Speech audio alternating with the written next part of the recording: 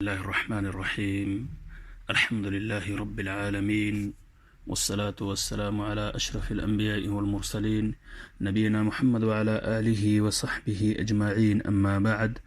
السلام علیکم ورحمۃ اللہ وبرکاتہ. محترم سامعین کرام،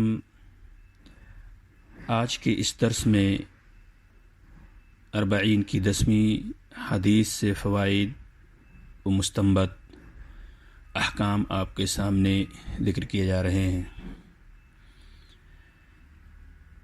اللہ تعالیٰ کا ایک نام طیب ہے، جیسا کہ اس حدیث سے معلوم ہوتا ہے، یعنی ہر قسم کے عیوب و نقائص سے پاک اللہ تعالیٰ اپنی ذات و صفات اور اقوال و افعال ہر ایک میں طیب و پاکیزہ ہے، کہیں کسی قسم کا عیب و نقص نہیں ہے.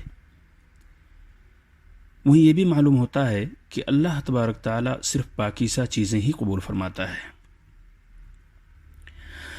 رسولوں اور ان کی امتوں کو حلال و پاکیزہ رزق کھانے اور عمل صالح کر کے اس کا شکر بجا لانے کا حکم دیا گیا ہے. وہیں اس حدیث سے ایک مسئلہ یہ بھی مستنبط ہوتا ہے کہ دعا کی قبولیت کے چند اسباب ہیں، جیسا کہ اس حدیث کے اندر مذکور ہیں. لمبا سفر اگرچہ طویل نہ ہو پھر بھی دعا کی قبولیت کا سبب ہے. نبی اکرم صلی اللہ علیہ وسلم کا ارشاد ہے، 3 دعائیں بلا شبہ قبول ہوتی ہیں: مظلوم کی دعا، مسافر کی دعا اور اولاد کے لیے والد کی دعا. یہ حدیث ابو داؤد، ترمذی، ابن ماجہ کے اندر موجود ہے. سامعین کرام، وطن سے دوری اور مشقتیں جھیلنے کی وجہ سے سفر میں انسان پر لاچاری و عاجزی کی کیفیت نمایاں ہوتی ہے، اور یہ حالت اللہ رب العالمین کو بے حد پسندیدہ ہے. دعا کی قبولیت کے اسباب میں سے ایک سبب یہ بھی ہے لباس اور شکل و صورت کی پراگندگی اور غبار آلودگی، جیسا کہ اس حدیث کے اندر موجود ہے، اشعث اغبر.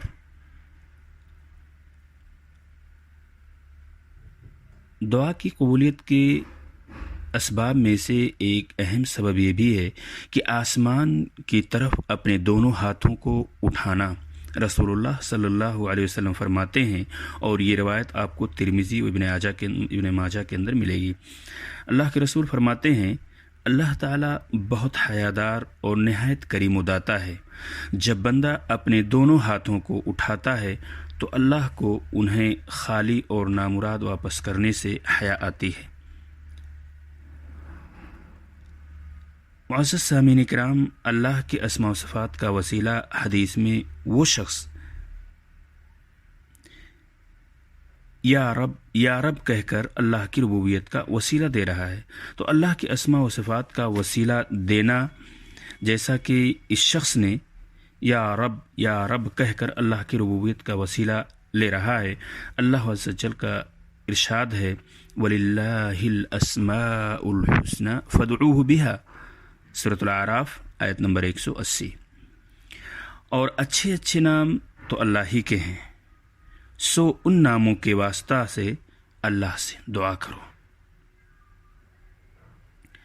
قرآنی دعاؤں پر غور کرنے سے معلوم ہوتا ہے کہ ان میں سے اکثر دعائیں ربنا سے شروع ہوتی ہیں. مثلا ربنا آتنا فی الدنیا حسنہ وفی الآخرۃ حسنہ وقنا عذاب النار. معزز سامعین کرام، اس حدیث سے ایک مسئلہ یہ بھی مستنبط ہوتا ہے کہ دعا میں اصرار و تکرار اور عزم و قطعیت. حدیث میں مذکور شخص اپنے مطلوب کا مکمل حریص اور بار بار یا رب کہہ کر اصرار کر رہا ہے، تو اصرار اور تکرار دعا کے اندر عزم کا پایا جانا بے حد ضروری ہے. دعا میں نبی کریم صلی اللہ علیہ وسلم کی سنت بھی یہی تھی کہ آپ صلی اللہ علیہ وسلم ایک دعا کو 3 بار دہرایا کرتے تھے، جیسا کہ مسلم کی روایت کے اندر موجود ہے. معزز سامعین کرام، حدیث میں دعا کی قبولیت میں پائی جانے والی رکاوٹوں میں سے ایک رکاوٹ کا بیان ہے، اور وہ حرام کھانا جو تمام رکاوٹوں میں سب سے زیادہ خطرناک ہے. دوسری رکاوٹ واجبات کو چھوڑنا اور محرمات کا ارتکاب ہے.